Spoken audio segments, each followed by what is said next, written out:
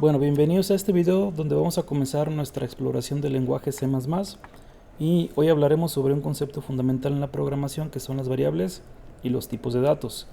Estos son los bloques de construcción de cualquier programa que escribamos. Bueno, primero, ¿qué son las variables? En la programación, una variable es como una caja donde puedes almacenar datos. Estos datos pueden cambiar a lo largo del programa. Podemos pensar en una variable como una etiqueta que le pones a una caja para recordar lo que hay adentro. Por ejemplo, si tienes una caja con el número 10, podrías etiquetarla con la palabra número. En C++, las variables deben de tener nombres descriptivos y comenzar con una letra minúscula. Se utilizan las convenciones camel case para nombres compuestos, donde la primera palabra está en minúscula y las siguientes inician con mayúscula. Por ejemplo, número de estudiantes. Es recomendable evitar nombres de una sola letra, excepto para bucles como el ciclo for, que se utilizan normalmente la I y la J. Los nombres no pueden ser palabras reservadas de C++ ni comenzar con un número. Seguir estas convenciones mejora la legibilidad y mantenimiento del código, asegurando que las variables reflejen claramente su propósito o el tipo de dato que almacenan. Ahora vamos a comenzar con nuestro primer ejemplo, cómo utilizar y declarar las variables en C++. Lo primero que voy a hacer es crear un programa utilizando la terminal y el programa Nano. A este programa lo voy a llamar como ejemplo 1 y voy a colocar la extensión cpp. Recordemos que Nano es un editor de texto basado en la terminal. Está un poco difícil a veces acostumbrarse a la terminal porque pues no tenemos tanta ayuda del mouse para poder hacer el movimiento entre el texto. El código pues debe comenzar básicamente con la inclusión de las librerías que vayamos a manejar. Por ejemplo, la librería IOStream se utiliza para poder utilizar mensajes en la consola. Incluimos una función principal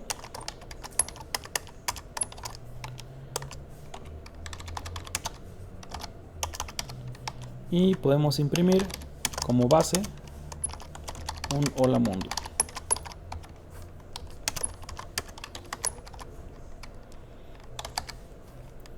Esto es para hacer un salto de línea, y esto que estoy colocando aquí es para que el compilador pues sepa en qué biblioteca buscar a la función cout, que pertenece al nombre de espacio estándar. Checamos la sintaxis así rápidamente para ver si no nos equivocamos. Guardamos el archivo con la tecla control S. Aquí, como pueden apreciar, pues aparece que ya se hizo el guardado. Y para salirnos, con la tecla control X. Ahora vamos a compilar el programa. Para compilar el programa utilizamos el programa G++, -o para indicarle cómo será el nombre del archivo ejecutable, y el código fuente, que en este caso pues es ejemplo1.cpp. Si por algún motivo hubiera errores en el código, aquí en la terminal nos aparecerá el error. Si no hubo errores, la terminal no muestra nada. Por ejemplo, vamos a hacer un error bastante común aquí en C++, que es el no colocarle punto y coma a las instrucciones. Guardo el cambio, cierro, vuelvo a repetir el comando de compilación, y como pueden apreciar me está diciendo que en la fila 5, más o menos columna 48, se esperaba un punto y coma antes de la palabra return. Entonces es bastante sencillo porque nos está indicando el compilador prácticamente dónde está el cambio. Ahora bien, ¿cómo podemos declarar unas variables? Existen 4 diferentes tipos de variables básicas en C++. Aquellas que me permiten guardar enteros se declaran con la palabra int, aquellas que me permiten guardar caracteres con la palabra char, o puedo guardar flotantes, que son valores reales con cierta resolución o con una alta resolución, como serían los parámetros double.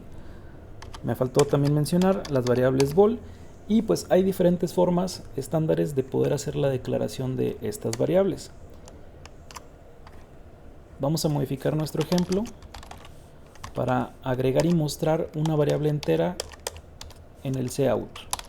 esta variable la voy a llamar número, va a tener un valor inicial de 10 y este número lo voy a colocar después del hola mundo.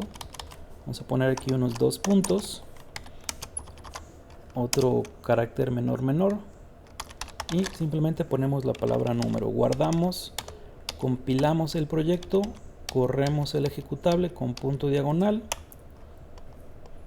creo que no lo mencioné, punto diagonal ejecutable, y pues ya me aparece el programa con el hola mundo.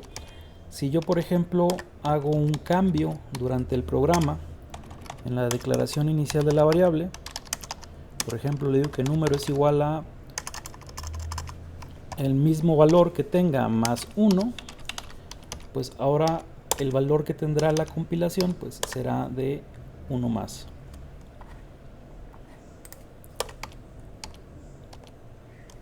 Vamos a volver a editar el programa. Si queremos manejar ahora un número flotante,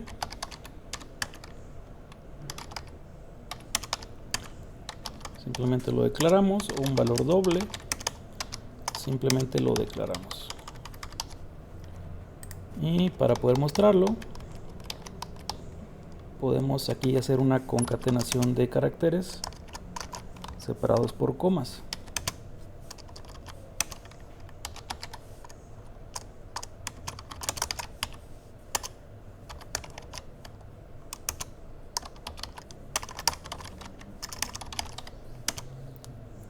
Que revisamos rápidamente la sintaxis, igual si hay algún error, pues el programa nos va a hacer la sugerencia de cómo corregirlo. Compilamos y corremos y pues ahí aparece cada uno de los dos valores asignados. Recordar entonces que los valores enteros pues son para números enteros, la palabra int para números enteros, float para números decimales cuando la precisión no sea extremadamente importante, double para números decimales cuando la precisión sea crucial y char pues para poder almacenar caracteres individuales. Ahora bien, hay una forma estándar de hacer la declaración de los valores, por ejemplo, enteros. Vamos a ver a continuación esa otra forma de hacer la declaración de valores enteros.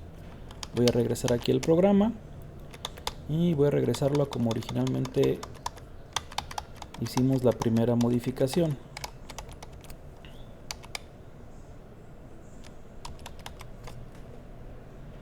Que estaba más o menos así. Bien, para esta otra forma alternativa de declarar los enteros necesitamos una biblioteca adicional, que es la biblioteca cstdint. Muchas veces es mejor saber qué tipo de enteros es el entero que estamos utilizando en función del espacio de la memoria que va a ocupar en la memoria RAM y del tipo de valores que nos va a permitir guardar en dicha variable. Por ejemplo, yo puedo declarar una variable del tipo de dato entero de la siguiente forma. ¿Qué representa el uint-t? Pues representa que es un valor sin signo, es decir, que solamente puede guardar valores positivos.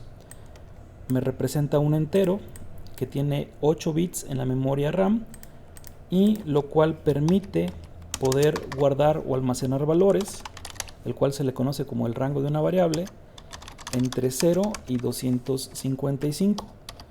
Por el contrario, yo pudiera colocar una variable entera de 8 bits llamado número 2, el cual puede guardar valores negativos, pero en el rango solamente entre menos 127 a 127.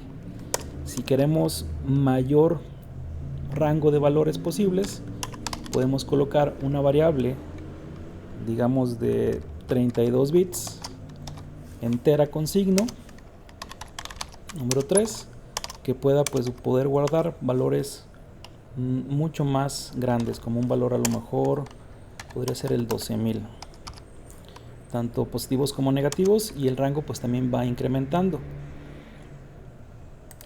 El rango de este valor va desde los menos 2.147.483.648 a 2.147.483.647.